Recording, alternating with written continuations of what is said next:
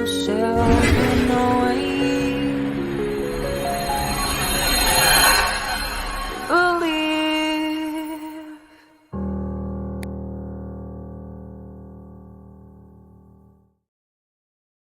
What's up, everybody? Sorry I'm late. Sorry I'm late. I was on another podcast that we had to set up early for a guy in Australia. And so I set it for 8 o'clock and it ran a little bit over, but I'm here. Only 2 minutes late. Two minutes. Sorry. Um, if you thought I was gonna not make it, I did. I did make it. So good morning. It's Friday. Um, there are two things I want to clarify. Hang on one second.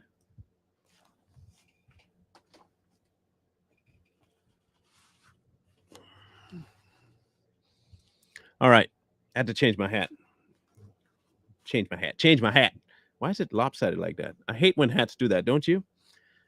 They just go crazy on you. Anyhow, um, I want to clarify some things about next week's agenda and next week's schedule. Okay. I want to make sure I clarify some stuff on that because I think there's been some, so far on my Facebook page, some misconceptions about my week next week. Okay. Um, I think a lot of people saw it and thought that what they saw was what I believe. So I have now a breakdown of what next week is going to be like. Okay, um, and I want people to understand exactly what it's about. Please, next week we are tackling some things that I believe that atheists and people who have gone to church and have hated God believe. And I want to tackle that head on to try and give them some points of reference to bring them back to um, God. Okay. Um, what I did is I went looking for questions for Christians. And what are the top questions for Christians by people who have either been to church, hate church, don't believe in God, or whatever? Okay. So I decided to come up with my list, and this is the list for next week. These are not my thoughts. This is from people who have had these questions and believe that their questions are unanswered by a lot of people. Okay. And so I want to attempt to answer them for them. The first one is: did God tempt Adam and Eve? And this is what they believe about Adam and Eve's story. It's not what I believe, it is what they believe. These are questions from people. The next one will be: why believe in the Bible? And this is what people ask: why believe in the Bible? Did God create evil? Why did God harden Pharaoh's heart? And God and his view of sin. Okay? So again, this is not me putting my viewpoints out there. This is me answering questions of people who do not believe in God or hate him. Okay? So if you go to my YouTube page or my Facebook page and you see this list, understand that's where I'm coming from. Okay? This is not me having a crisis of identity with God. I'm not having that. I will not have that. Um, he has done too much to prove himself to me for me to even have a remote chance of saying God don't exist. That ain't gonna happen. Like, it's not gonna happen. I'm telling you now, to the day I die, that's not gonna happen. There is nothing that will happen in my life that will uh, help me attribute something negative to God. It's not gonna happen. Okay, I just want people to understand that's not gonna happen. So, in the meantime, we're going to talk about Romans 12. Okay? Today's about Romans 12. We covered quite a few topics today, this week, and I'm going to give you a nice breakdown of the timeline so far that we've covered, okay? So, thus far, we have done um, being released from the law, being dead to sin. We've talked about God's faithfulness, and we've talked about life through the Spirit. All of these are in sequence, okay? Remember this. Once you realize you're released from the law, you have to be dead to sin. You will understand God's faithfulness, and you can live a life through the Spirit. When that life is being lived, you are asked to be a living sacrifice. People often wonder, what do you mean by a living sacrifice? What in the world are you talking about? What is that nonsense? I ain't never heard about nobody living and being sacrificed at the same time. Usually when you get sacrificed, you're dead. So let's read it and find out what exactly it says. Okay? This is in Romans 12. I beseech you, therefore, brethren, by the mercies of God, that you present your bodies a living sacrifice, holy, acceptable to God, which is your reasonable service. And do not be conformed to this world, but be transformed what? By the renewing of your mind, that you may prove what is that good and acceptable and perfect will of God. Pause right there. We have a few people in the room on my YouTube channel. If you can, please just slam that like or dislike button, whichever one. Just interact with it if you don't mind. And because it gets the algorithm boosted for people to either dislike it more or like it more. That's a preference thing. I'm just gonna keep saying what I'm saying. I'm not looking for the likes to make me believe what I'm saying. I would like more people to get interacted with it so I can understand where people are. That's really what I want the like button to get smashed for. Okay. So let's just take that first verse right now. Present your bodies living sacrifices, which is your reasonable service. It's the least you can do.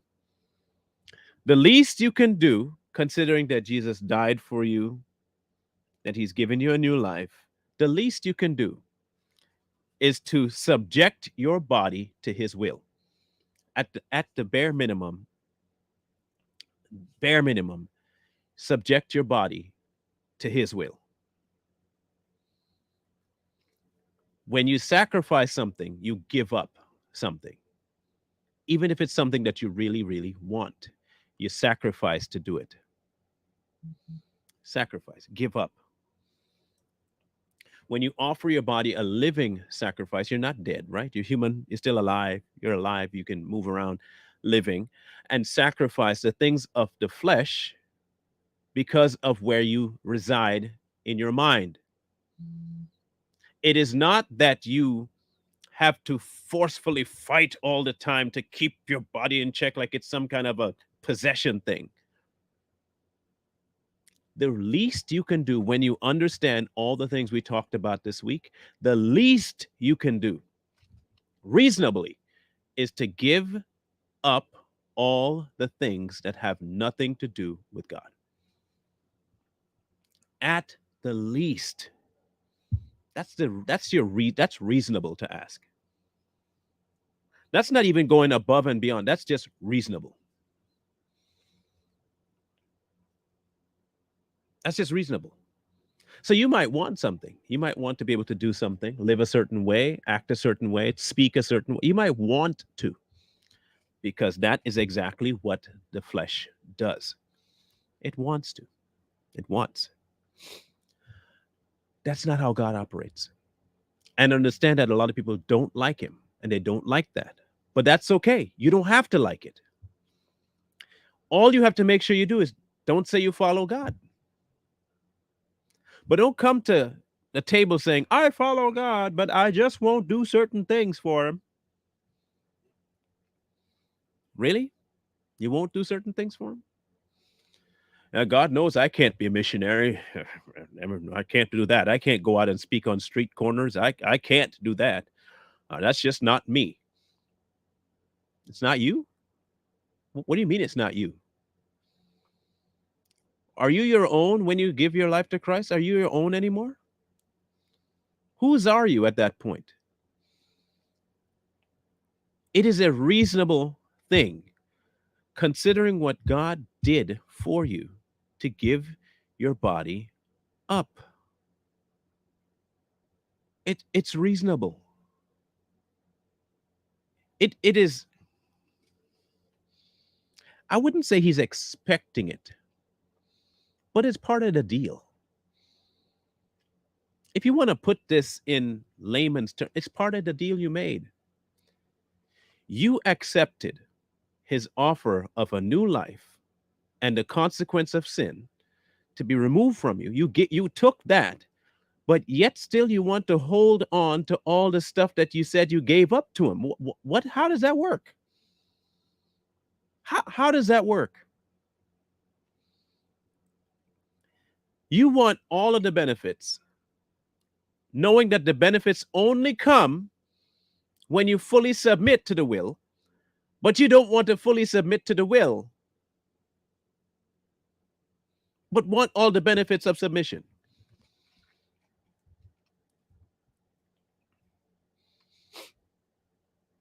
Huh? You don't want to submit to the will, but want all of the benefits of someone who does submit to the will.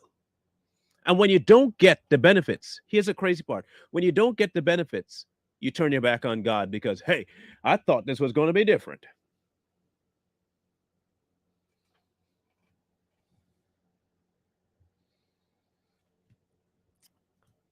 Uh, Moses. I present to you Moses. I offer in rebuttal or as an answer Moses. Moses. If you ever want to see what God can do with somebody who don't know how to talk, Moses.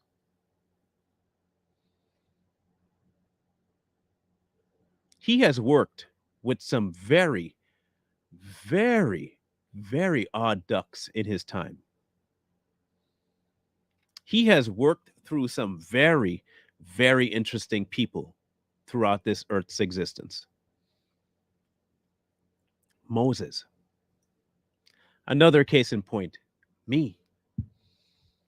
Now, okay, you might be asking, how are you an example of that? I'll tell you. When I was younger, there was nobody as reclusive and shy as me. I am telling, okay, I'll give you an example. Something as small as my mom getting gas. Yes, he did, Judy. He did. Um, Mom went to get gas and she wanted me to go in and pay the clerk. Just pay the clerk the money. That's all I had to do. Go in and hand. That is all I had to do. Go in and hand the money. Nope. Mm-mm. That's interaction. I'm not doing that. Mm-mm. That's too much pressure. I'd shy away. Fast forward to college. My entire time there, except for the last year, and only the last reason the last year wasn't like the first three was because I had like four friends by that time. Four. In the whole college, four real friends. I was known as the quiet kid who walked around with headphones on. That was how they knew me.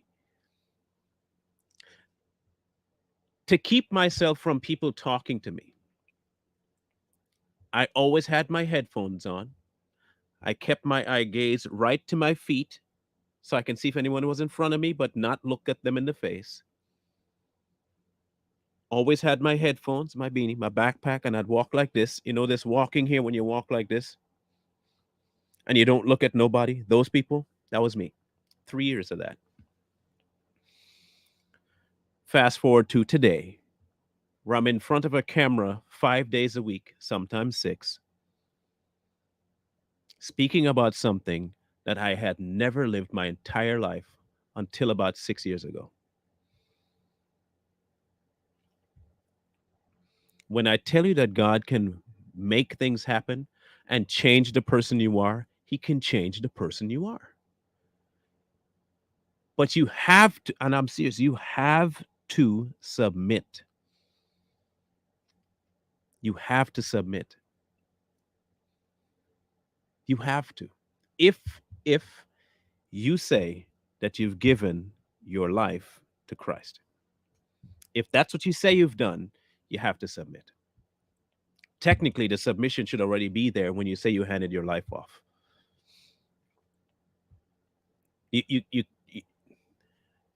this whole fake it till you make it thing, that applies to certain situations with things, but that doesn't apply to Christianity at all. There should be nothing fake about it.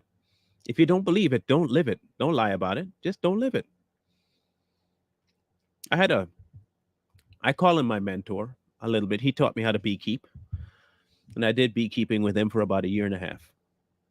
Um, and one day I was around the bees, and I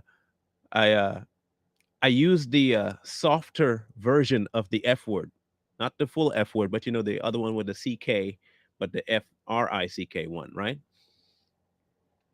And he stopped me and said, "Why not just say the word? That's what you're thinking.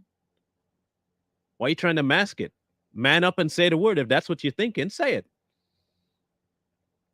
Why would you try to say it, not say it, but know that's what you want to say? That's being a sissy. Don't be a sissy. Say it." He called me out on it. He called me out. He called me out directly because he said to this. He said this to me: "If you aren't going to be real about the stuff that you think, don't even speak." That changed a lot of my perspective, and I got a little more open with people by telling them exactly what I thought. The blowback was a little bit sudden, and it was like, "Oh crap!" And but I got used to the fact that not everybody will agree with me. And I know that was a God thing because he was prepping me for something I didn't see. He was dropping these little life changing advice giving from people to create for me the mindset I needed for where I would be today. He knew what he was doing. I didn't, but he did.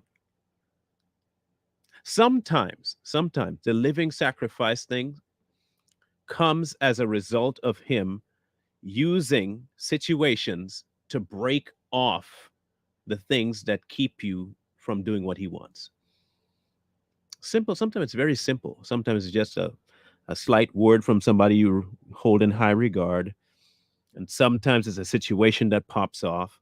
Majority of the time, though, it's when you actually are in quiet time with him and he highlights something that you need to adjust, something that you need to focus on, something that you need to let go, something that you never thought you had, something that you never had that he gave you, but you find that in quiet time. You don't find that in church on Sunday morning. You might occasionally find it, but he talks to you in your time with him because it's just for you that he's trying to get this through your head.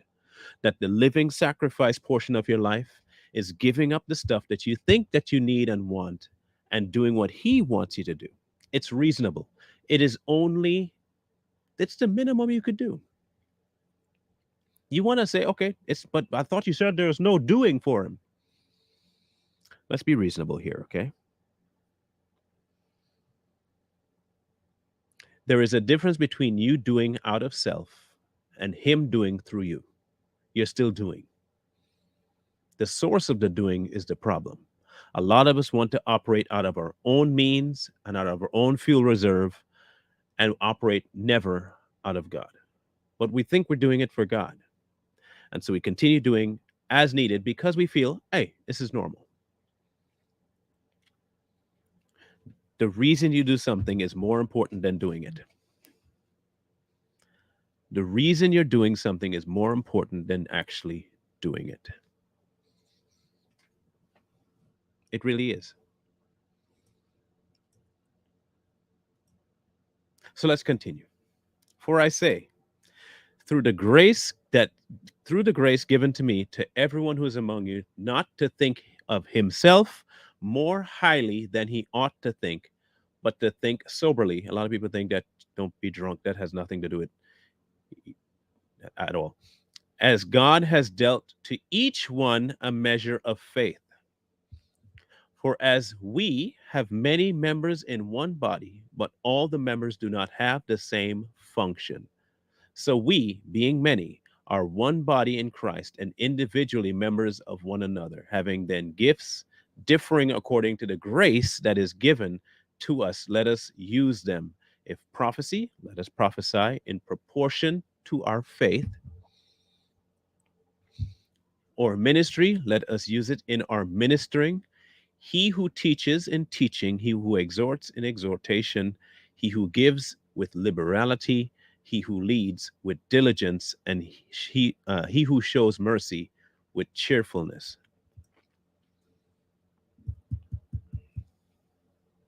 Okay?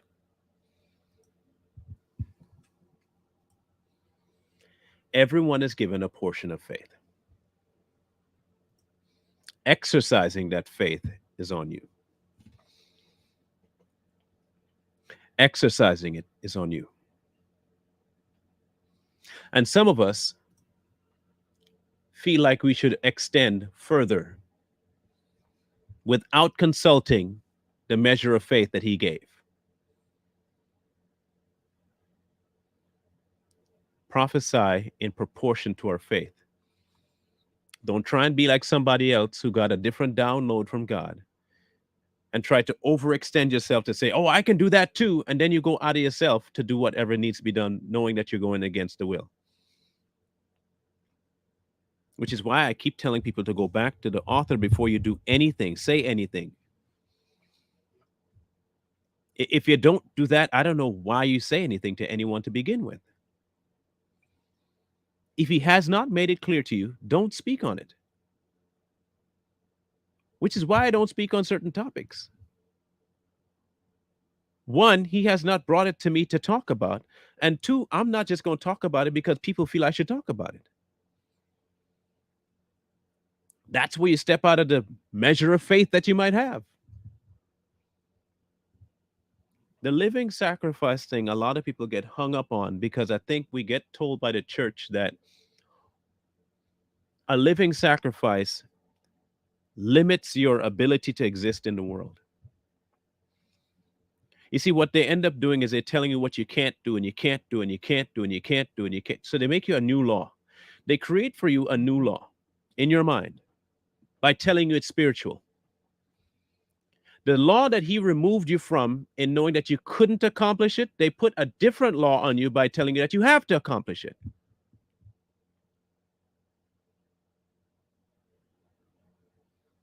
They don't ever direct you to his doing in you. I can help you out with that. I can help you out with that. Here's a good little exercise to do. Okay. And I think I talked to you before about this. Um,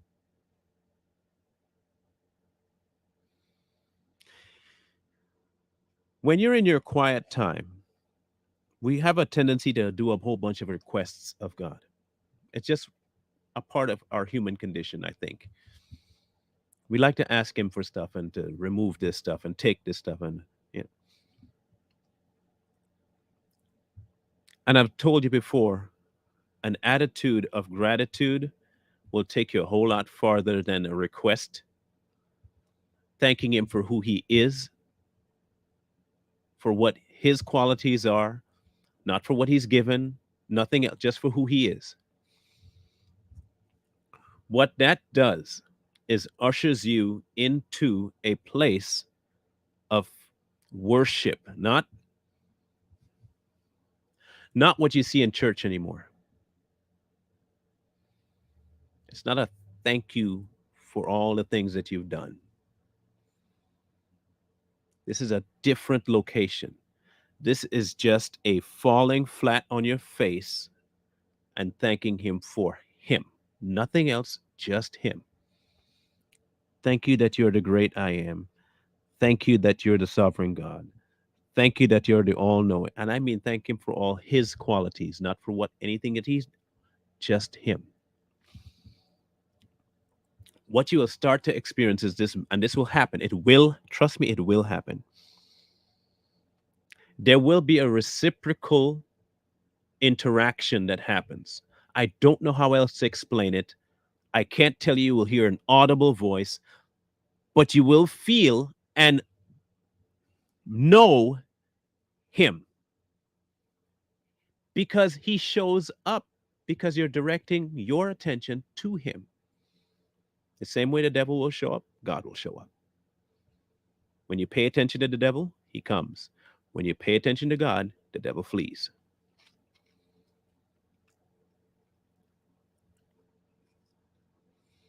A lot of our problems on earth comes from too much requests of God that He's already accomplished in His Son.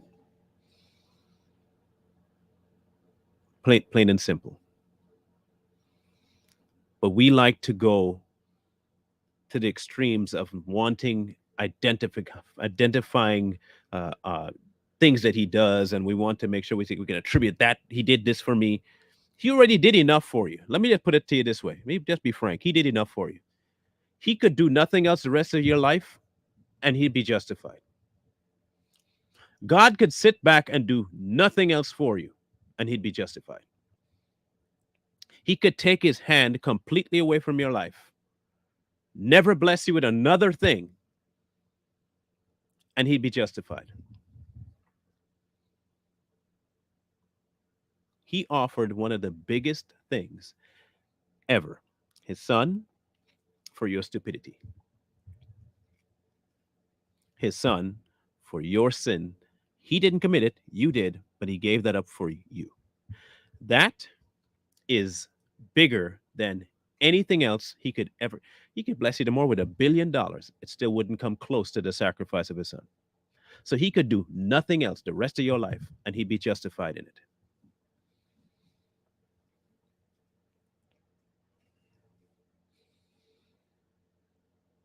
Really. So all that's left is you thanking Him for who He is, because it was because of who He is that He did what He did. He didn't do what He did so you could thank Him for what He did. He did what He did because of who He is. Who He is compelled Him to do that. So when you thank Him for who He is, because who He is what yielded the result that you have right now. And the living sacrifice, giving up your life, giving up what you want, giving up what your desires are, is reasonable. It's it's your basic service. That is basic. That is as basic as it gets.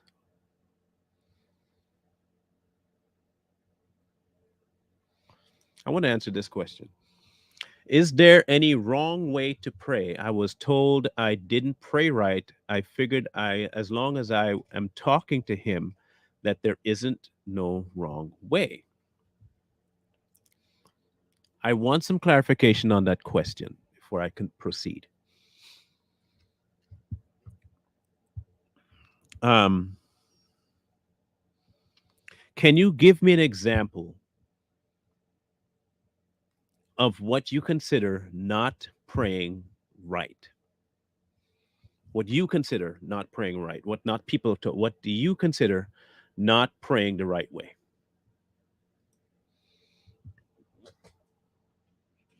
You know that fasting is a method of living sacrifice. Fasting is an option for living sacrifices. In fasting, you give up all of the things that your body wants. You give it up for a season to hear God. You put away the distraction.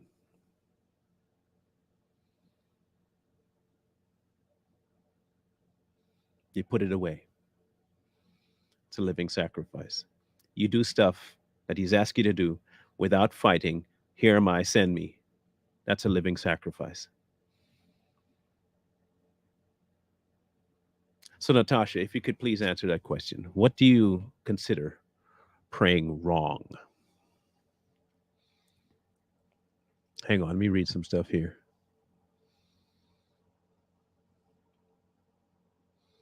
I got to read this out loud for it to make sense. Hang on. People say that, but I know someone who talks to God, but he BS around.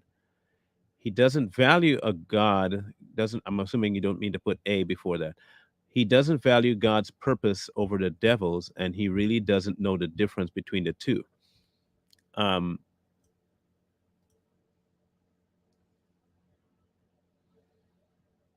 First of all, what do you mean by you've heard people say that? Um, what does that mean? And I'm still waiting for Natasha if she hasn't. I just want clarification on what people have told you is praying wrong.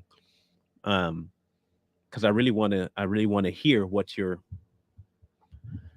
been told and what you think is wrong. Because here's the thing: if what you believe can help somebody else, it's good. I want to be able to answer that question. So please hit me back up, reply if you can. Um, Tanya, if that's your sister, tell her answer me, please. Um,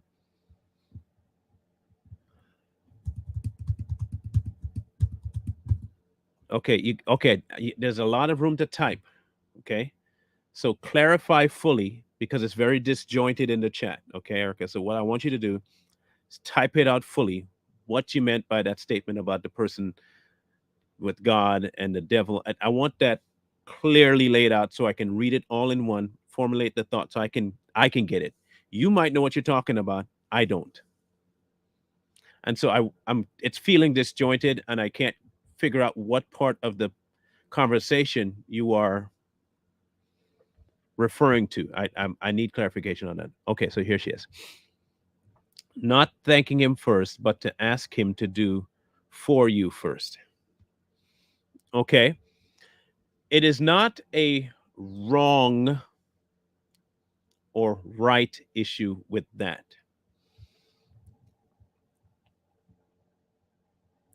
It's not a matter of the right and wrong because you're still talking to him. Like I said before, even talking to him when you're angry at him, it's still talking to him. Bearing your soul before him is still talking to him. So it's not a right and wrong, but your perspective can be off in your approach. He's still going to hear you, but he does have a request of you. And it's not even a matter of he does lay out how. It's not supposed to be this standing on the street corner on your knees and letting everybody, that's different. That's a method. We're talking about what you bring to them. Consider it like this, Natasha. You're having a rough day when you were a kid. Um, I'm going to make sure I keep your comment up. Okay, I saw your reply. Natasha, I'll get to, I'm coming to. Consider you're a kid and you're talking to your dad and you're having a really rough day. And your pops just comes over and just hugs you. He doesn't say anything. He doesn't try and solve the problem. Nothing. He just comes over and hugs you. Do you remember all of your problems just going in that one moment of dad just hugging you, everything just goes, that's prayer. That's what prayer should be. It should be your time to connect with your father and just have him hold you. You're in the presence of your father. The problems, issues, all of that, it's inconsequential. You're in his presence. That is how big his presence is. That's how big it is. I was told that I need to thank him first, then ask for forgiveness, then ask what I need in my life. That sounds like law. It sounds like law. It really does. First of all, let me ask you this. What are you asking him forgiveness for? What hasn't he forgiven you for? If you follow God, okay, understand, if you've given your life to God and you've accepted the sacrifice of his son, what are you asking him for forgiveness for again? What more are you asking for forgiveness? What are you continuing to do that you need to have forgiveness for? Shall we continue in sin that grace may abound? What are you continuing to do? If you said you've given up that life for God, what are you continuing to do? Not everyone speaks in tongues. You cannot be banished to hell for not speaking in tongues. It's a gift either given or not given. That's not for you to decide. You don't just get up one morning and say, I'm going to speak in tongues. Speaking in tongues is a gift from the Holy Spirit, and either you have it or you don't have it. Don't make it up. Don't try and be like everybody else. That's my viewpoint about it. And it doesn't then damn you to hell because not everyone is supposed to speak in tongues. The same way, not everybody is meant to prophesy. Everyone has a role. Just like he said, the body is built different. Everybody has a role. Some people are the pinky toe that gets hammered all the time into furniture. Some people are earlobes. You miss an earlobe, and I guarantee your balance is going to be off. You miss your pinky toe, though, your balance is going to be off. Every part has a role, but not everybody is supposed to speak in tongues. How do you know if you're going to speak in tongues? Talk to the one who's going to make you speak in tongues. Maybe God. I don't know. Maybe that might be a good idea. No, he gives the gifts. I didn't ask for this. I did not go before God and say, I want to podcast. Please bless me with a podcast ability. I did not. I didn't want, I trust me, cameras, me, no. Mm-mm. No, sir. But this is where he put me. And he gave me what he needed to give me for me to do it. I keep telling people, I'm not doing this because I'm smart. I'm not doing this because I'm brilliant. I am not doing this because I'm well spoken.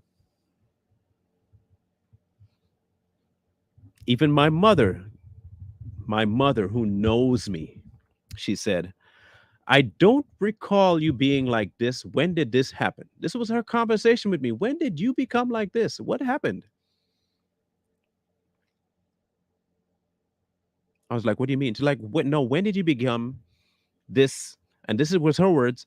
She said, when did you become this smart? I was like, Mom, I'm not smart. I don't know how to answer your question because I didn't plan this.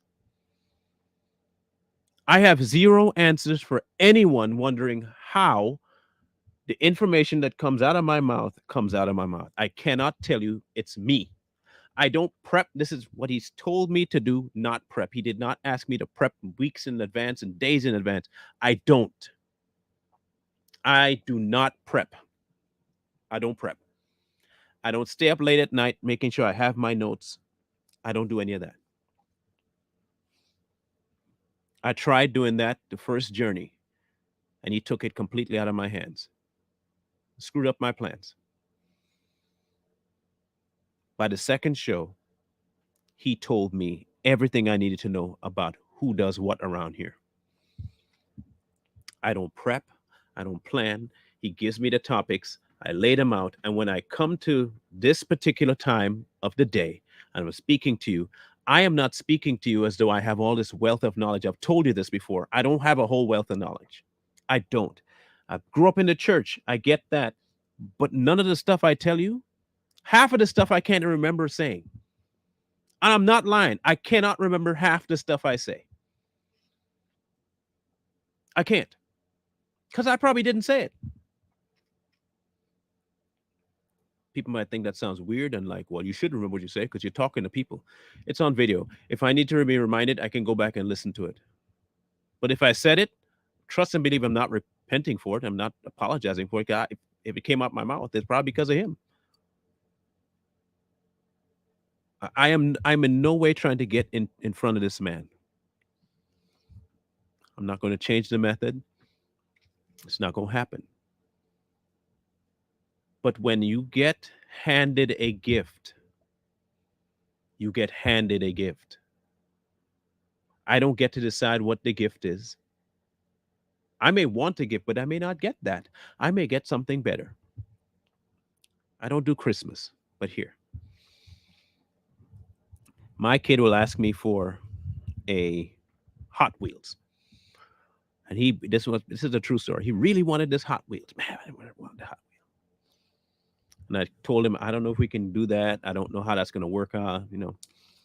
And then he said, okay. And then he started wanting something else. He wanted something else, and he saw this other thing that he said he wanted instead. And I was like, oh, you don't want the Hot Wheels anymore? He's like, well, you said you couldn't get it, so I don't want it anymore. He's 7. He's 7. You said you couldn't get it, so I don't want it anymore. I said, well, I didn't say I couldn't get it. I said I just don't know how it would work. Trust me, these are the conversations I have with my 7-year-old. He's different. You could have some very grown up conversations with this 7-year-old. I said I didn't say I couldn't get it. I just said I don't know how it's going to work. He said, well, still, I just don't know. I don't know if I want that anymore. So I said, okay, we'll see how it works out. Christmas Day comes around and someone sends him a little science set, right? So I gave him the science set. And he was stoked out of his mind. Man, this is so cool. It's got a magnifying glass. He forgot all about the Hot Wheels, right? And then the next gift he opens is this Hot Wheels that I found at Walmart, real cheap, like. But in his mind, this is exactly what he wanted, right? But he knows that I love him. He knows that I love him. He knows that I won't do something to harm him because he knows me. He spends time with me. He listens. We'll have our little banter back and forth. He knows me and he knows my view of him. At 7, he knows my view of him. He knows that my goal is for his benefit. He already knows this. So out breaks the Hot Wheels.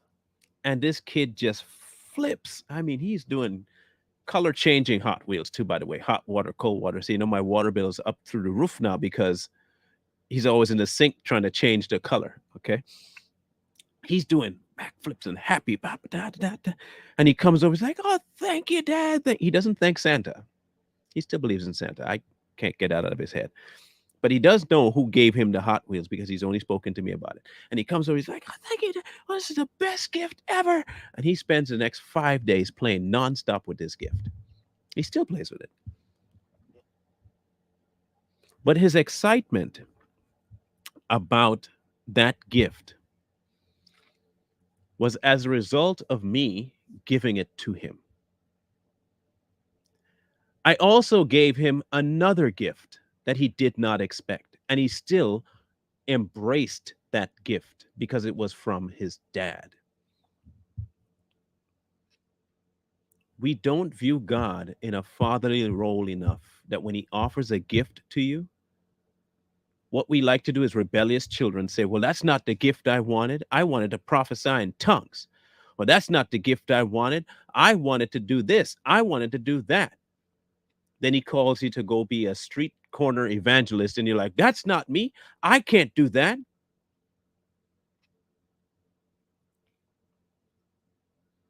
You're the most ungrateful child out there that deserves a lump of coal.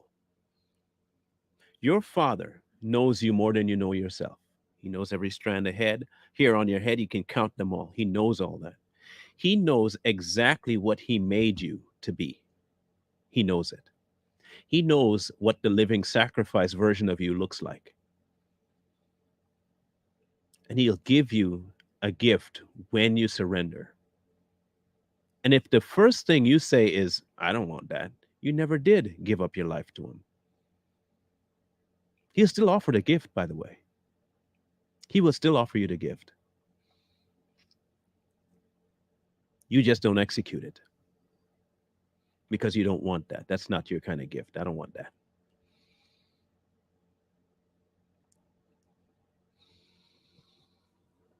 A living sacrifice, having known God, encountered God, given your life to God, will accept whatever gift He offers you. Even if you don't believe internally that you're fitted for that, He will fit you for it. He will fit you for it. The same way Samson didn't have the strength to push down an entire building, God gave him enough strength to do just that. The same way that trumpets should not be able to break down city walls, Jericho came crumbling. Not because of the trumpet, but because of the person telling you to use the trumpet. It's the only way a few thousand men could beat hundreds of thousands of men.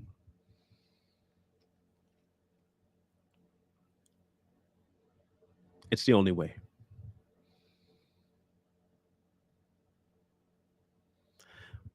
When He asks you to give up your body, a living sacrifice, as your reasonable service, He meant it. But not only that, you will feel and want, you'll have a compelling to do it. There is something that will ignite, that will say, I have to. Rain, sleet, snow, thunderstorm, earth, whatever happens, I'm going to do it. I can't not.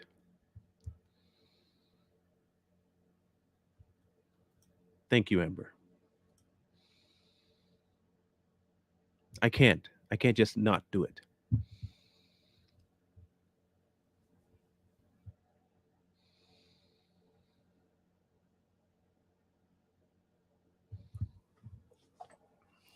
I'm going to see if I can find the lyrics for this song.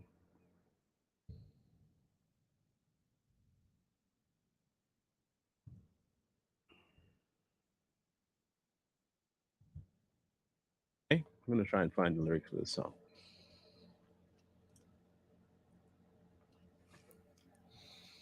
I still think this is one of the most um how does a word,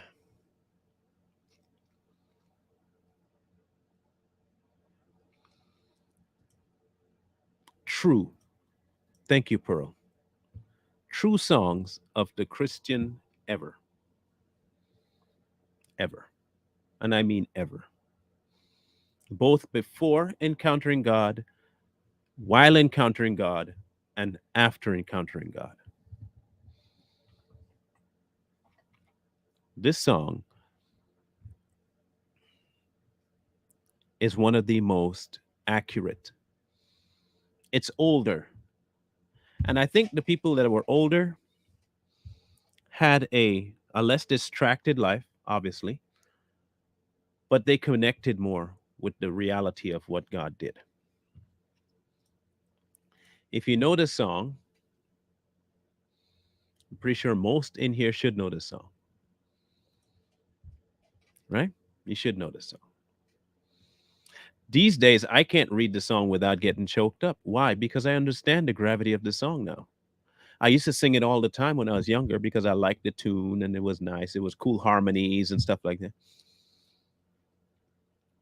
But when you finally understand what this author was saying, you understand that they got for themselves a reality check. At some point in her life, she got a reality check. Just as I am, without one plea, meaning I don't have a snowball chance in hell to redeem myself. Okay, I'm just coming as I am. The only thing I have in my favor is that your blood was shed for me, and that you bids me come to thee, so I come. You shed your blood, and you asked me to come, so I'm coming.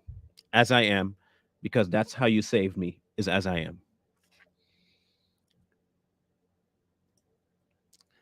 just as I am, and I'm not waiting not to rid my soul of that one dark blot. To thee, whose blood can cleanse each spot, O Lamb, I come. Now, this is the profound nature of the song. She comes of one blot to get rid of, but she also knows that he can cleanse any spot that he finds. I have one. Just no, no, no. You have multiple. And I'll keep showing you how to sacrifice that every day. I can cleanse each of them though, so don't worry about it. It's already done. I'm just showing you as time goes on what I've cleansed you of. That is amazing. Just as I am, though, and each of these represents in my mind, it represents a different phase of people who come to God, a different phase of people who have been on different spectrums. The first one understands that they have nothing to offer God and they come. The second one thinks they only have one thing to be saved of, but feel there's more and they still come. The third one, I'm tossed about, I have conflicts about it, but I still come. Though tossed about many conflicts, many doubts, fighting in fears, I'm still coming. The fourth one, I'm poor, wretched, blind, sight, riches, healing of the mind, and all I need in thee to find is everything I have is in you. I realize my wretchedness. I realize how horrible I realize my state, and I'm coming. The next one, you will receive, you will pardon, cleanse, relieve, and because of your promise, I believe, I'm coming.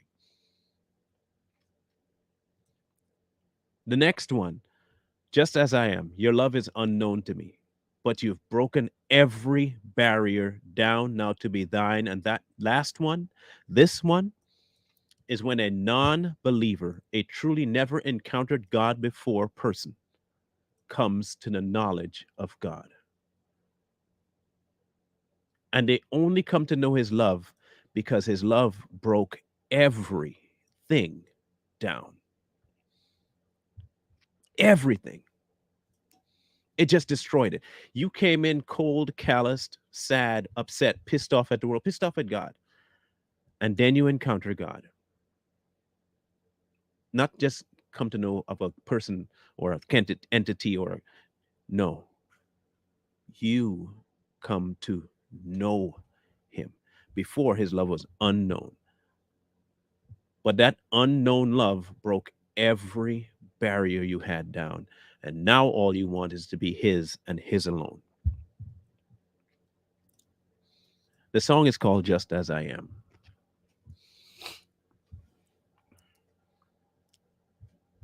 But this week has been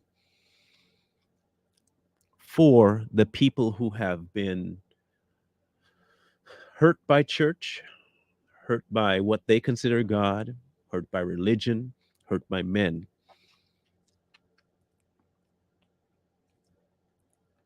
To help you understand that man can be a very poor reflection of God if they do not have God. And you cannot base your love for God on the behavior of man. You cannot base the love or knowledge of God on the behavior of man. He does not ask you to do that. He asks you to base your knowledge of him on him and him alone. Mankind will always fail you. He does not fail. He doesn't change. What he says today, he says tomorrow. What he said tomorrow, he said back in the everything has been the same 100% of the time. He's trustworthy. You cannot, you cannot base your view of God on what man does to you.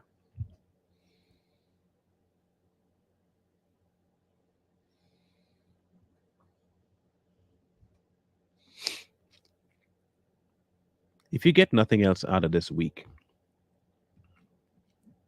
get if you can bring yourself to do this, go talk to him. And I mean regardless of what place you are with it, just whatever place you're in, Whether you think he hates you, he's out to kill you, he's out to bless you, he's out to be neutral, whatever you believe of God, go to him. If you're in a position of he don't exist, tell him what? Prove yourself. I am open to you proving yourself to me. Go ahead. If you're in a position where you know he exists, but he has not shown himself, show yourself. Make yourself real to me.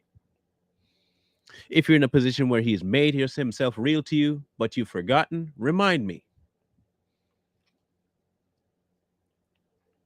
If you're in a position where you have not thanked him enough, start thanking him.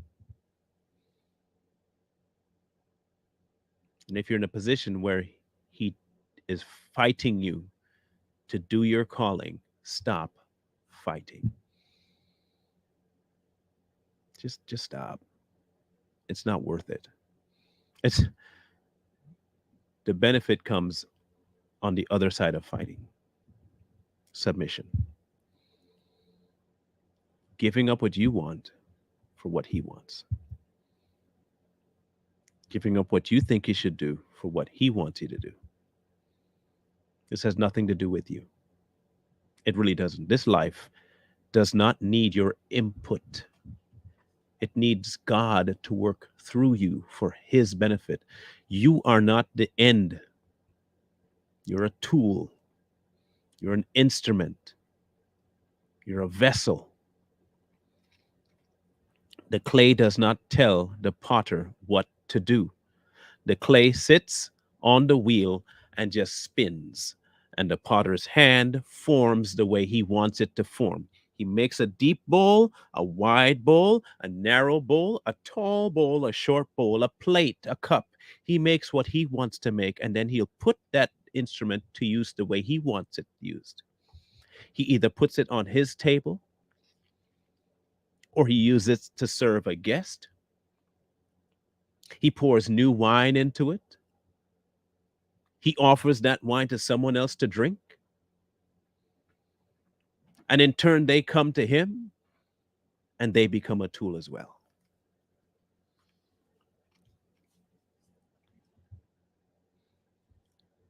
Look, Christianity is not a horrible life experience. And it is not the Inquisition. And it's not the Crusades. And it is not some king that painted a white Jesus or a black Jesus. It has nothing to do with color. It has nothing to do with creeds. It has nothing to do with that. It has everything to do with God. You can't fulfill the law no matter what you do. You can't be good enough for God. It doesn't matter. You could think God was black. You could think Jesus was black. I don't care. You could think he was white. I don't care. It doesn't matter what he was. His skin color didn't matter in the sacrifice. It was his blood that mattered.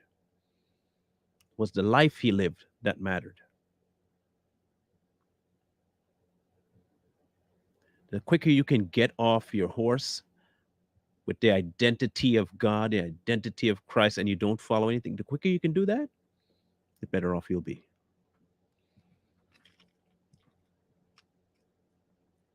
The quicker you realize that law, you can't fulfill it, the better off you'll be. I don't care how well you keep the commandments, you're going to screw up.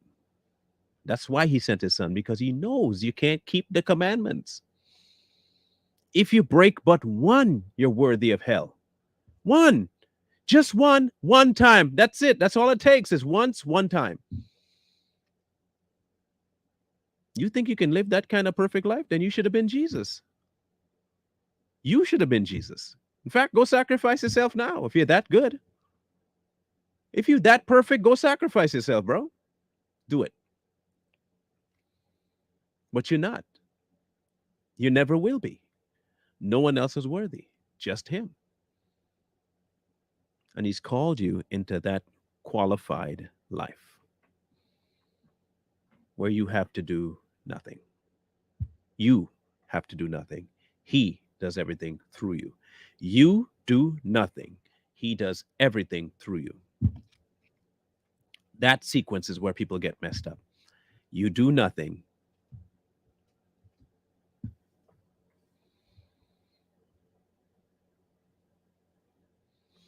What do you mean christened?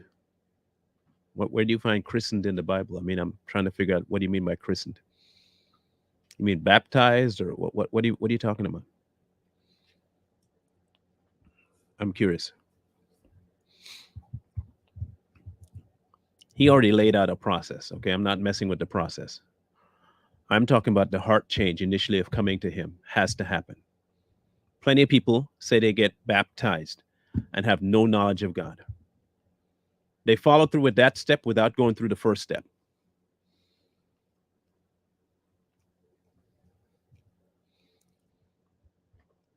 They want to go and get baptized and think that's what saves them. The baptism doesn't save you. God saves you.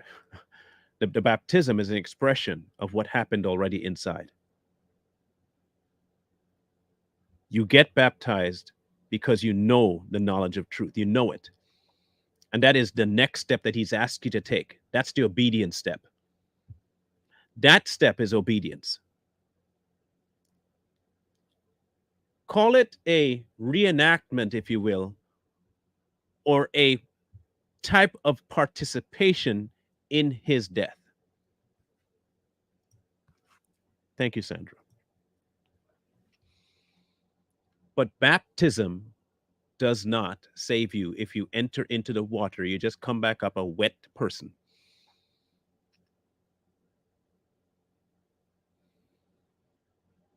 That's not the saving. The saving is in the sacrifice and you accepting the sacrifice. The baptism is an expression of you accepting that sacrifice.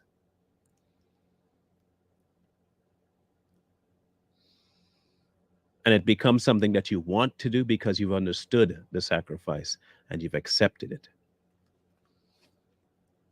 It is a glorious thing.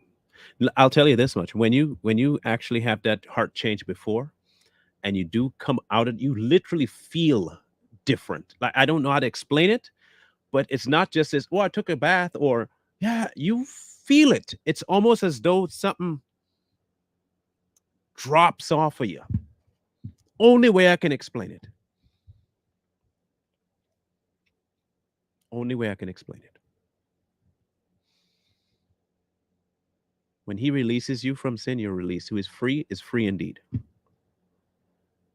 And submitting yourself as a living sacrifice will be only natural to you after that point. It'll be second nature.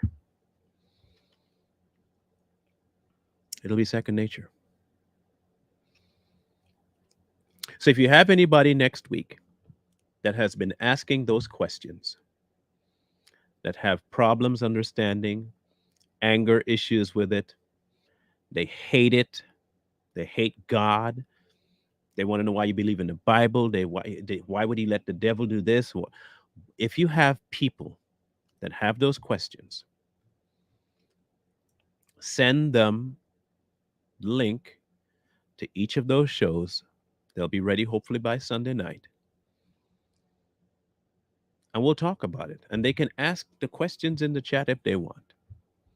But we'll talk about it. We will talk about it.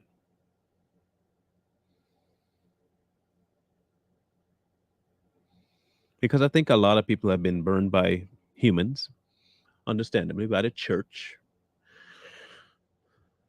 And they've equated the church to God. And they've equated people who slap people with the Bible itself to God. And they've equated people who condemn them because of them not liking them to God. Heck, some even equated people calling out their sin as, oh, God wouldn't do that. So I understand there's a mixed bag out there.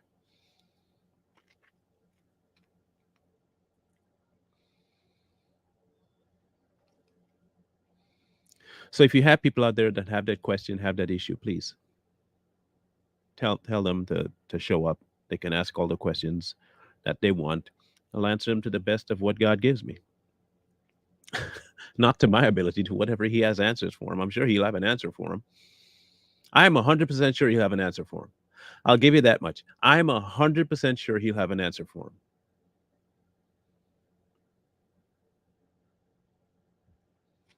What do you mean by the twitchy show? What twitchy show? I'm confused about that. What do you mean by twitchy? If you can clarify that for me there, Angelina, what you mean by twitchy? Yeah, I 100% know he will because I don't have the answers.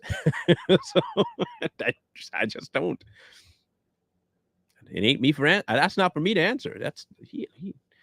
I'll let the man do what he got to do. I ain't got nothing to say about that. I'll just tell you what he said. I'm just gonna show you what he said, who he is, and be done with it. I don't have to categorize nothing. I'm not trying to persuade nobody. I'm giving you the answers that are out there that he gave. Eh, that's where I'm leaving it. Okay, that's where I'm leaving it.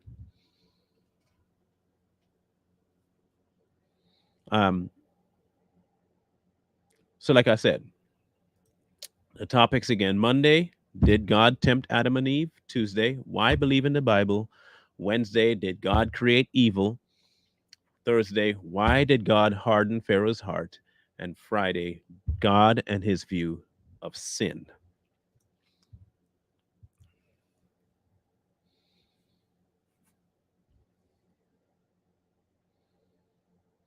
Oh, you're talking about my other platform of the Savage Patriots. That already happened this morning at 8. It's on the Savage Patriots web YouTube channel. Just type in the Savage Patriots and you'll find us. It looks like a 3%er stars around the 3 and Patriots. It'll be easy to find. Um, Hope you guys have a great weekend, whether you attend services or not, or do that at home. I just hope that you have a God filled weekend, that you allow Him to find more ground in your life to take hold of, that you do exactly what it says, which is offer what you have to Him. Let Him do what He's got to do with it. Stop fighting, stop resisting. Just let the man do what he's got to do in your life. Trust me, you will.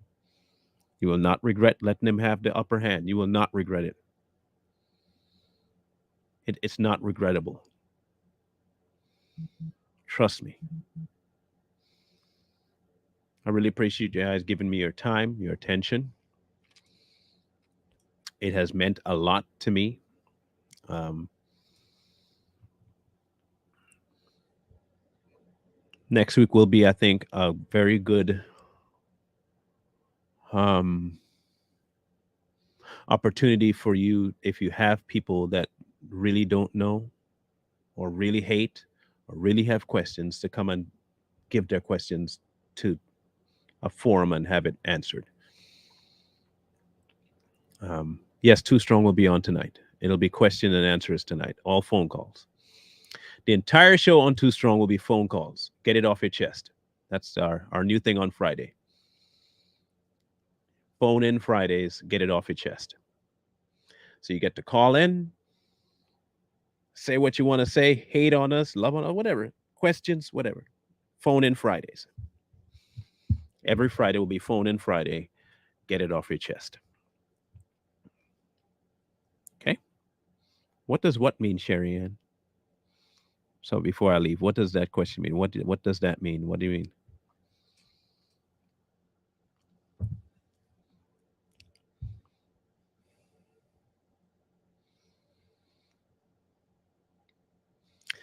Um, okay, I'm not going to address that one. I'll leave that one alone. I'll address that later. I'm not going to address that now. Anyway, y'all have a grand rest of the day. Love you, mean it. Um, Options again down below. Just putting it out there. Not asking, not saying, suggesting you have to. Again, author, process. Author, he approves, he disapproves, you move forward.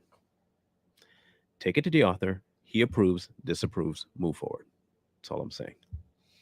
Nothing more. Thank you guys for showing up today.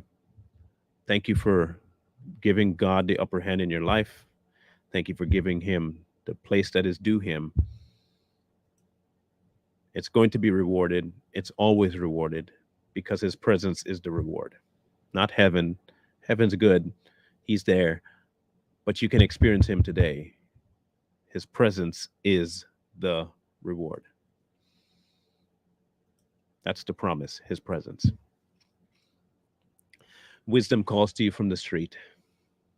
Please, please, please. Find wisdom. Peace.